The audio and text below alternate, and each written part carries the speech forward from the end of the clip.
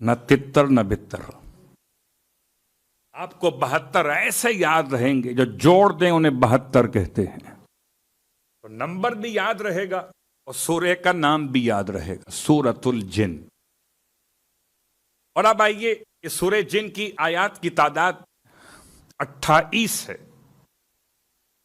ان 28 آیات کی تلاوت کا اجر و ثواب کتنا ہے؟ یہ پورے قرآن کی تلاوت سے ہٹ کر پھر یاد دلاؤں آپ کو کہ اس پورے ماہ مبارک میں پورا قرآن اول سے آخر پڑھنا یہ الگ موضوع ہے، اور سورہ کر کے پڑھنا یہ الگ موضوع ہے. تو بہتر یہ ہے کہ پورا قرآن اول سے آخر پڑھیں، اس کے بجائے بہتر ہے کہ اس کو عنوانات کے تحت میں پڑھیں، ٹاپکس کے اعتبار سے پڑھیں. اور اگر ہو سکے تو سورہ مکمل کر سکتے ہیں سورہ جن. تو کیا ثواب ملنے والا ہے سورہ جن کی تلاوت کا؟ ارشاد فرماتے ہیں اللہ کے حبیب کہ جو شخص بھی سورہ جن کی تلاوت کرے گا اس کے نامہ اعمال میں جتنے افراد جن کہ جنہوں نے پیغمبر کی تصدیق کی ہے اور جتنے افراد جن جنہوں نے پیغمبر کی تکذیب کی ہے ان کی تعداد سے 10 گنا زیادہ اجر و ثواب خدا سورہ جن کی تلاوت کرنے والوں کو عطا کرے گا. گھبرائیے نہیں، سورہ جن پڑھنے سے جن نہیں آنے والے. بہت سارے مسائل ہو سکتا ہے اس عنوان میں آ جائیں کہ جو مشہور عوام کے درمیان ہیں، آیا روایات میں ان کی اہمیت ہے کہ نہیں ہے. مگر سورہ جن پر روایت امام جعفر صادق علیہ الصلوۃ والسلام ارشاد فرماتے ہیں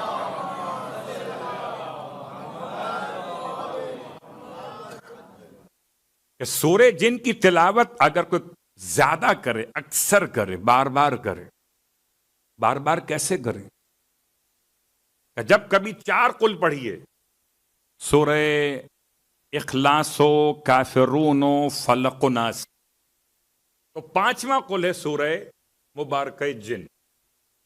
قرآن میں 5 ایسے سورے جو شروع ہوتے ہیں لفظ قل سے، ان میں سے 5واں کہہ لیجئے ترتیب کے لحاظ سے پہلا ہے سورہ جن. اس کی تلاوت کا ثواب امام فرما رہے کہ جو شخص اس کی تلاوت زیادہ کرے گا پروردگار اس کو جنوں کے مکر و فریب سے محفوظ رکھے گا، جنوں کے دھوکے سے محفوظ رکھے گا، جنوں کے حملے سے محفوظ رکھے گا، اور خدا اسے محمد اور آل محمد کے ساتھ محشور کرے گا.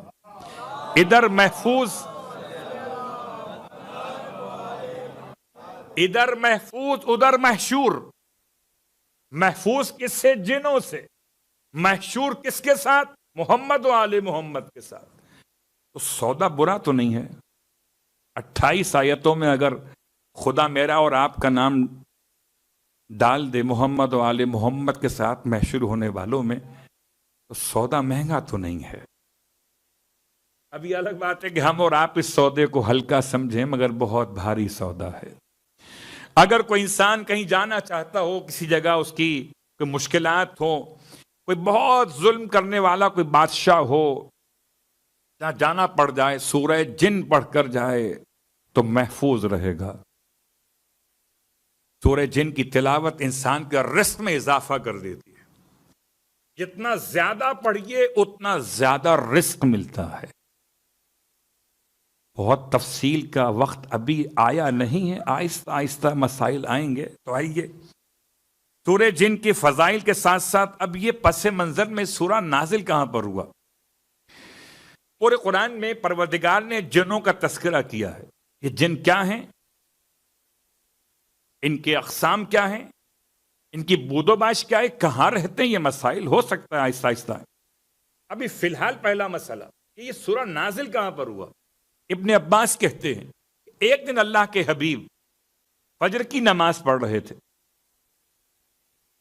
اور فجر کی نماز میں آپ جانتے ہیں، مجھ سے بہتر جانتے ہیں کہ بآواز بلند، مگر میں بہت سارے افراد کو پہچانتا ہوں کہ جو آہستہ نماز پڑھ لیتے ہیں، مرد ہو کر بھی صبح کی نماز آہستہ، اتنا زور سے پڑھیے کہ اگر کوئی ساتھ میں بیٹھا ہوا سننا چاہے تو آپ کی الرحیم کی میم بھی سن لے.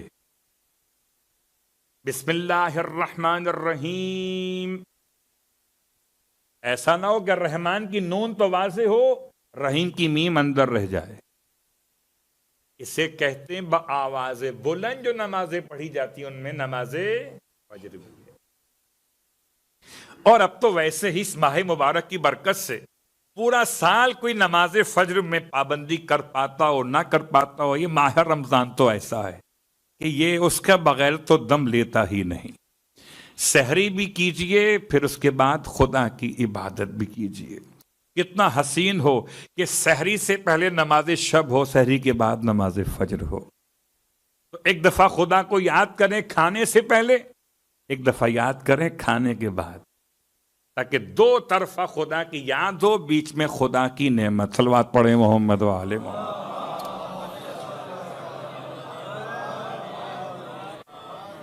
تو سورہ مبارک جن کی پس منظر یہ نازل کیسے ہوا؟ ابن عباس کہتے اللہ کے حبیب صبح کی نماز پڑھ رہے تھے، بآواز بلند پڑھ رہے. ایسے میں جنوں کے گروہ نے پیغمبر کی آواز کو سنا، اور جن ذرا پریشان تھے. جب سے ختمیہ مرتبت کی رسالت کا بعثت کا عنوان ہوا تھا، جب سے آپ کی نبوت کا اعلان کیا گیا تھا، تب سے شیاطین کو اوپر جانے سے جنوں کو روک دیا گیا تھا. تو جن پریشان تھے کہ اوپر کے راستے بند کیوں ہو گئے، تلاش میں تھے. جب پیغمبر کی زبان مقدس سے سورہ جن سے پہلے آپ نے قرآن پڑھا، انہوں نے قرآن سنا، تو قرآن سن کر یہ واپس پلٹ گئے کہ یہی وہ کلام ہے اس کی وجہ سے ہمیں اوپر جانے سے روک دیا گیا. اس کے بعد سے ایمان لانے کا عنوان شروع ہوا ان جنوں کا. یہ ابن عباس کی روایت ہے. اب آئیے ایک اور روایت. طائف میں ایک بازار لگتا تھا، اس کا نام تھا عکاظ. اور بازار عکاظ میں سرکار پہنچے تھے تبلیغ اسلام کے لیے، دین کی تبلیغ کے لیے، کلمہ طیبہ کے اعلان. بازار میں اعلان کرنے چلے گئے. حالانکہ بازار میں اعلان کرنا سب سے مشکل کام ہے. بازار میں یہ تو اعلان ہو سکتا ہے کہ کتنا ڈسکاؤنٹ مل رہا ہے. بازار میں یہ تو اعلان ہو سکتا ہے کہ ایک کے ساتھ ایک فری ہے.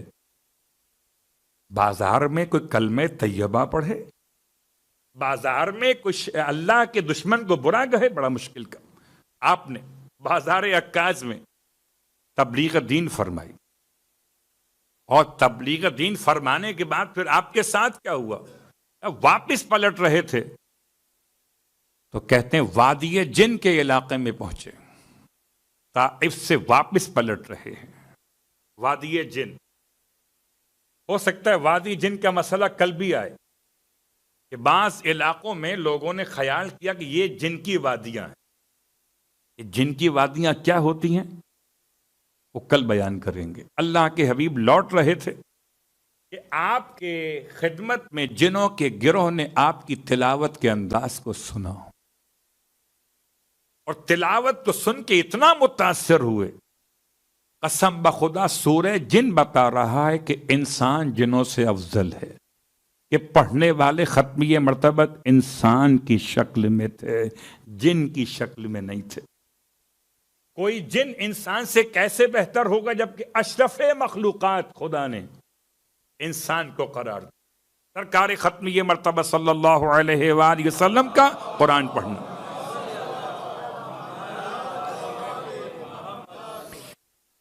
تو یہ دو روایات آپ کی خدمت میں آج کی حد تک، باقی انشاءاللہ باتیں آہستہ آہستہ. سورہ جن کے اعتبار سے سورہ جن 72واں سورہ اور اس کی آیت نمبر 1. بسم اللہ الرحمن الرحیم. قل، اس کی ابتدا بسم اللہ کے بعد قل سے ہے. اوحی الی انہ استمع نفر من الجن. حبیب کہیے کہ مجھ پر وحی کی گئی. حبیب آپ کہیے کہ مجھ پر وحی کی گئی. اوحیا فعل ماضی مجہول، مجھ پر وحی کی گئی. الیہ، مجھ پر کیا؟ انہ استمع نفر من الجن، کہ بے شک کہ سنا جنوں کے ایک گروہ نے. پیغمبر یہ نہیں فرماتے کہ میں کہہ رہا ہوں، کہ جنوں کے گروہ نے مجھ سے قرآن سنا. پیغمبر یہ نہیں فرماتے کہ میں کہہ رہا ہوں، آپ فرماتے مجھ پر وحی کی گئی ہے کہ جنوں کے ایک گروہ نے سنا. انہ استمع نفر من الجن. یہ لفظ استمع کے معنی کیا ہے؟ ایک ہے سمع. اگر قرآن میں یہ ہوتا کہ سمع سنا تو یہ بات اور ہوتی. مثال آپ کی خدمت میں، کبھی کبھی ایسا ہو جاتا ہے کہ آپ سنی انسنی کر دیتے ہیں، سنتے تو ہیں مگر سنتے نہیں ہیں. تو گھر والے چیخ کے سنتے ہو، پھر آپ موبائل سے نگاہ اٹھا کے دیکھتے ہیں کیا کہا. بیگم نے آپ سے کہا سنتے ہو جی، اور آپ نے کہا جی کیا کہا، یعنی جو سنا تھا وہ انسنی ہو گئی. کون خرچہ اٹھائے؟ صلوات پڑھے محمد والے.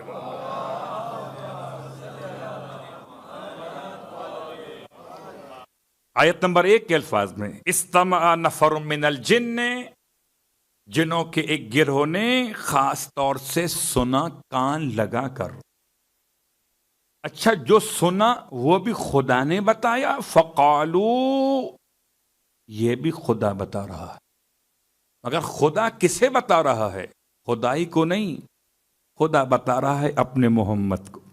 فقالو انا سمعنا قرآنا عجبا، بس وہ کہنے لگے کہ ہم نے ایسا قرآن سنا ہے کہ جو عجب ہے. یہ قرآن کیا ہے اور عجب کیا ہے، اس کی وضاحت الفاظ میں الگ کر سکتا ہوں، آپ الگ سمجھ سکتے ہیں. مگر آیت کہتے یہدی الی الرشد، ایسا قرآن ہم نے سنا کہ جو عجب، تعجب خیز ہے. تعجب کس بات پر؟ کہ اس کے الفاظ میں ایسا سحر ہے کہ موڑ دے گمراہ کو راہ کی طرف. یہدی الی الرشد، ایسا قرآن ہے جو ہدایت کر رہا ہے اس کی طرف، رشد کی طرف. اللہ اکبر، کامیابی کی طرف، کامرانی کی طرف، خدا کی محبت کی طرف، نجات کی طرف اور جنت کی طرف. فآمنا بہ، بس ہم اس پر ایمان لے کر آتے ہیں. جنوں کے گروہ نے، یہ جن کہاں کے رہنے والے تھے؟ بعض روایات کے جن رہنے والے تھے یمن کے، بعض روایات کے جن رہنے والے تھے نسبین کے. یہ عراق کا ایک علاقہ ہے کہ جس کے خاص جنوں کا واقعہ مشہور ہے. انشاءاللہ آہستہ آہستہ بات آگے بڑھے گی. تو آج کی حد تک بات کو یہاں روکتے ہوئے باقی باتیں انشاءاللہ آنے والے دنوں کے لیے، استقبال ماہ رمضان بھی اور سورہ جن کی ابتدا بھی. تو قرآن کیسا ہے؟ عجب. عجب کا مطلب یہدی الی الرشد. تو کیا کرنا چاہیے؟ چومنا چاہیے اس کو، آنکھوں سے لگائیں، جیب میں رکھے نہیں. فآمنا بہ، ہم اس پر ایمان لے کر آتے ہیں. ایمان لانا اور ہے، گھر میں سجانا اور ہے. بیٹی کے سر سے رخصت کے وقت میں سایہ کرنا اور ہے. گلے میں لٹکانا تعویذ بنا کے اور ہے. جن بھی سمجھتے ہیں مگر انس نہیں سمجھتے کہ قرآن ایمان لانے کے لیے ہے، نہ کہ گھر میں سجانے. آمنا ولن نشرک بربنا احدا. آیت نمبر 2 مکمل ہو.